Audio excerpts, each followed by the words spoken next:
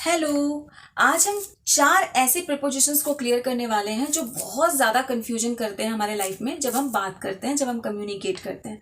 Even कि मैं भी शुरू शुरू में बहुत कंफ्यूज हुआ करती थी। वो चारों हैं इन, इनटू, ऑन और ऑन टू। आज हम इसको बहुत इजी तरीके से समझेंगे और एकदम लाइव एग्जाम्पल के साथ समझेंगे। तो आप वीडियो के लास्ट तक जरूर बने रहिएगा, बिल्कुल स्किप मत कीजिएगा, अदरवाइज समझ में नहीं आएगा।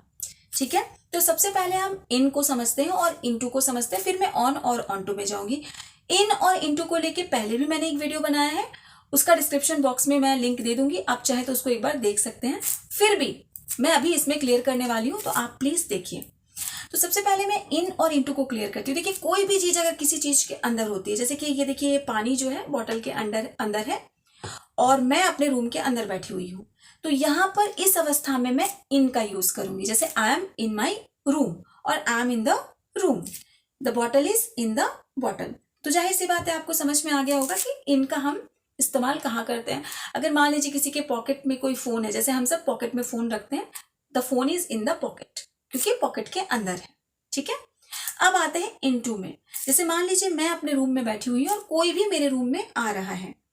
अब इनटू, टू किसी चीज पे लग जाने से गति और डायरेक्शंस का वो जो है बताता है, गति और डायरेक्शंस को बताता है। ठीक है, तो मान लीजिए कोई मेरे रूम में अभी आ रहा है, तो मैं उस समय ये नहीं कह सकती कि he is coming in the room, ये गलत हो जाएगा। मैं ये बोलूंगी he is coming into the room, क्योंकि वो प्रवेश कर रहा है रूम में, वो गतिशील अवस्था में है और वो अंदर आ रहा है या आ रहे हैं, तो he is coming into the room. Okay, तो यहां तक आपको होप क्लियर हो गया होगा। एक और थोड़ा सा आपको एग्जांपल देके समझाने की कोशिश करती हूँ। सपोज ये जो बॉटल है इसमें पानी पहले से है, तो मैंने बोला the bottle is in the bottle. ठीक है, लेकिन अगर ये पानी मैं ऊपर से डालती, या फिर मान लीजिए कोई भी ग्लास मेरे पास होता और मैं उसमें पानी डालती, तो क्या मैं बोलती कि द बॉटल इज, या आई am pouring the water in the glass? क्या ये सही होता? नहीं, बिल्कुल गलत होता। मैं पहले ऐसा करती थी, मैं इन दी बॉटल ही बोल देती थी और इन दी ग्लास ही बोल देती थी। ऐसा नहीं होगा। क्यों? क्योंकि अभी ये मोशन हो रहा है, ये गति हो रही है, तो I am pouring the water into the glass होगा, क्योंकि मैं पानी को किसी चीज में डाल रही हूं और यहाँ एक डायरेक्शन चेंज हो रहा है, गति बन रही है। तो आई होप आपने इन और इनटू को क्लियर कर लिया।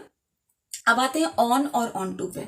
मैं फिर से इस बॉटल का ही यूज करूंगी आपको एग्जांपल देने के लिए। देखिए, ये बॉटल जो है ये टेबल के ऊपर पे है और सरफेस से टच करे, तो जब भी कोई चीज किसी चीज के ऊपर होती है सरफेस को टच करते हुए, तो वो ऑन, उसका इस्तेमाल हम ऑन के साथ करते हैं। मतलब किसी भी चीज के ऊपर पहले से वो है। तो the bottle is on the table, एकदम easy, the bottle is on the table. अगर मेरे हाथ के ऊपर एक पेन होता तो मैं कहती the pen is on my hand. ठीक है, या ऑन माई पाम भी बोल सकते हैं। अब अगर ये बॉटल नीचे होती और मैं इस बॉटल को उठा करके ऊपर रखती, तो मैं क्या बोलती कि आई am putting the bottle on the table? नहीं, ये गलत हो जाता। क्यों? क्योंकि मैंने पहले ही बताया कि ऑन यानी पहले से वहां पर है वो। अब यहां पर मैं सही कैसे बोलूंगी? मैं बोलूंगी I am putting the bottle onto the table, क्योंकि यहां से गतिशील वो अवस्था में यहां आ रही है और उसकी जगह चेंज हो रही है। ठीक है, और एक एग्जांपल देती हूँ, इजी हो जाएगा। सपोज एक बिल्ली है जो नीचे बैठी हुई है और वो अचानक से जंप करके टेबल पे आती है, तो हम क्या बोलेंगे? The cat jump on the table? No, the cat jumped onto the table. ये सही होगा, क्योंकि उसकी दिशा में परिवर्तन हुआ। हाँ, वो टेबल के ऊपर आई लेकिन नीचे से आई। तो दिस इज द फॉर्मूला और this is the perfect theme of on, onto, in, into. यही फॉर्मूला है। आशा है आपको समझ में आ गया होगा और आप बहुत ही इजी वे से मैंने कोशिश की समझाने की। अगर आपके कोई कमेंट्स हैं, कोई सुझाव है, तो आप प्लीज बताइएगा। मैं और भी इस तरह की वीडियो आगे आपको लाती रहूंगी आपके लिए। तो थैंक यू सो मच।